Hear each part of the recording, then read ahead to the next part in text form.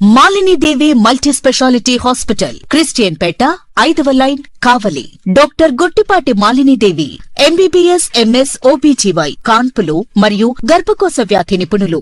Malinidevi multi speciality hospital నందు అందించు వైద్య సేవలు: సాధారణ కాన్పులు, సిజేరియన్లు, లాప్రోస్కోపిక్ ద్వారా గర్భసంచికి సంబంధించిన ఆపరేషన్లు, ట్యూబెక్టమీ, పిల్లలు లేకుండా operation, high risk pregnancy, ectopic pregnancy మరియు గర్భసంచి నీటి బుడగలు, గర్భసంచి జారిన ఆపరేషన్లు, రొమ్ముగడ్డలకు చికిత్స, నెలసరి ఇబ్బందులకు చికిత్స, మెనోపాజ్ సమస్యలకు చికిత్స చేయబడును. స్త్రీలకు సంబంధించిన అన్ని సమస్యలకు చికిత్స చేయబడును. పిల్లలు లేని వారికి ప్రత్యేక చికిత్స కలదు. ముఖ్య గమనిక: మా హాస్పిటల్ నందు కాన్పోయిన తరువాత తల్లి బిడ్డను ఉచితంగా మా వాహనంలో క్షేమంగా ఇంటికి చేర్చబడును. మా హాస్పిటల్స్ ప్రత్యేకతలు: ICU, lab, AC and non AC rooms, 24 గంటలు మెడికల్ షాప్, ప్రతి రూమ్ నందు వేడి నీటి సదుపాయం కలదు.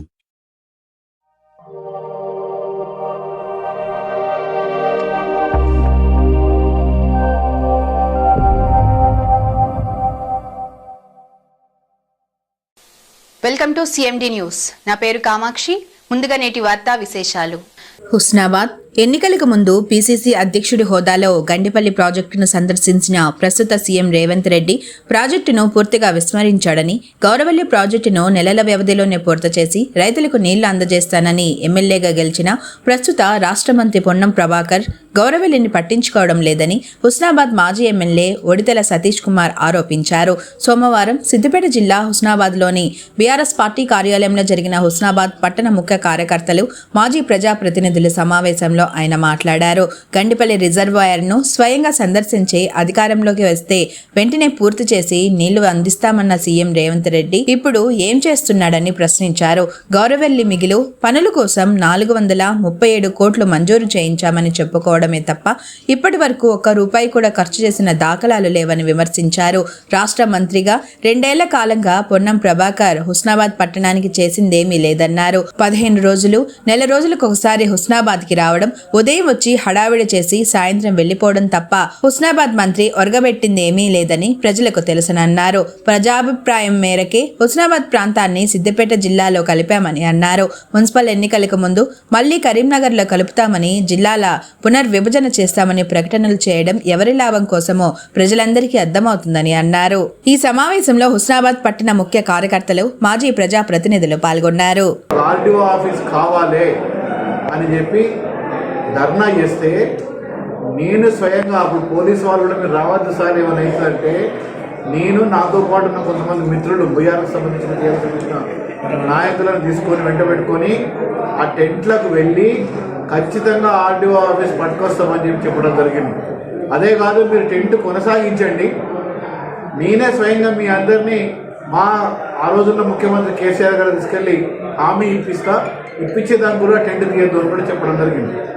అదేవిధంగా నేను ఇచ్చిన మాట ప్రకారంగా వాళ్ళందరినీ హైదరాబాద్ తీసుకుపోయి ఆ రోజున్న గౌరవ ముఖ్యమంత్రి, మొదటి ముఖ్యమంత్రి తెలంగాణ కేసీఆర్ గారు కల్పించి ఆర్టీఓ ఆఫీస్ ఇప్పిస్తా అని చెప్పి హామీ ఇచ్చిన తర్వాతనే మేము ఆ ధర్నా బంద్ చేయాలని చెప్పి ఆ విధంగా బంద్ చేసే జరిగింది.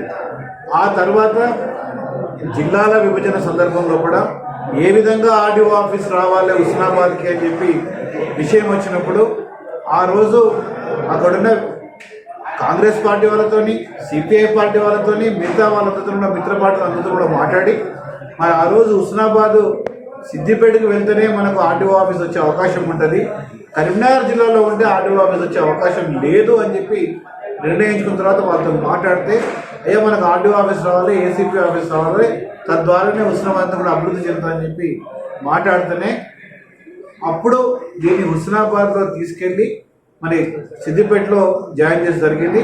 అది ప్రజా సేకరణ చేసిన మటీరియలే. ఎంఆర్ఓ ఆఫీస్తోని ప్రతి గ్రామాల్లో కూడా మీటింగ్లు పెట్టించి ప్రతి గ్రామంలో కూడా వారి అభిప్రాయ సేకరణ చేసుకుని అభిప్రాయ సేకరణ ప్రకారమే అక్కన్నపేట మండలం కానివ్వండి, కోయడ మండలం కానివ్వండి, హుస్నాబాద్ మండలం కానీ, హుస్నాబాద్ పట్టణం కానీ ఇది సిద్దిపేటలో కలపడం జరిగింది. మీరు ఇవాళ మంత్రి కాగానే నేను కరీంనగర్ జిల్లాకు సంబంధించిన నాకు సిద్దిపేట జిల్లాలో నన్ను ఎవరు గాంతలేరు, నేను కరీంనగర్ పోతే నన్ను గాంతలు కావచ్చు అని చెప్పి మీ యొక్క ఆలోచనతో మీరు ఇట్లా చేస్తున్నారు. ఎవరి కోసం చేస్తున్నట్టు మీరు ఈ జిల్లాని ఈ 3 మండలాలకు పోయి మరి కరీంనగర్ కలుపుతా అని చెప్పి ఎవరి కోసం చేస్తున్నారో నాకైతే అర్థమవుతలేదు. స్వయాన మీ సొంతగా మీరు కరీంనగర్ బలం పెంచుకోవడానికి చేస్తున్నారు తప్ప ఇది ప్రజలకైతే ఉపయోగపడేది కానే కాదని చెప్పి మీకు తెలియజేస్తున్నాను. ఇదే కాకుండా ఇవాళ 2 మండలాలు ఏవైతున్నాయో బీర్నేరపల్లి ఎల్గదుర్తి మండలం, రేపు మీరు కరీంనగర్ అనగానే మొదలు లేసేది ఆ 2 మండలాలే. మేము ఖచ్చితంగా హన్మకొండల వరంగల్నే ఉంటాం, ఇటు రాము అని చెప్పి. తర్వాత కోయడ మండలం కానీ, అక్కడపేట మండలం కానీ, ఉస్మానాబాద్ మండలం కానీ మీరు ఏ మాత్రం కొంచెం కూడా కరీంనగర్ మాట్లాడినా కానీ మొదలు ఉద్యమం వేసేది 3 మండలం అని తెలియజేస్తున్నాను. గౌరవ మంత్రి గారికి చెప్తున్నా, నేను అనవసరంగా మీరు ఏదో మీకు ఎవడో దగ్గర నుండి చెంచాగిరి చేస్తాడు చెప్తే విని మీరు దీన్ని అనవసరంగా కరీంనగర్ కలపద్దు. మీరు నిజంగానే మీకు ఒక మంత్రి లెక్క ఈ యొక్క నియోజకవర్గానికి అయినందుకు కదా, అటు కరీంనగర్ జిల్లాలో, ఇటు హన్మకొండ జిల్లాలో, ఇటు సిద్దిపేట జిల్లాలో 3 జిల్లాలో కూడా మీ యొక్క ప్రాముఖ్యత ఉన్నది.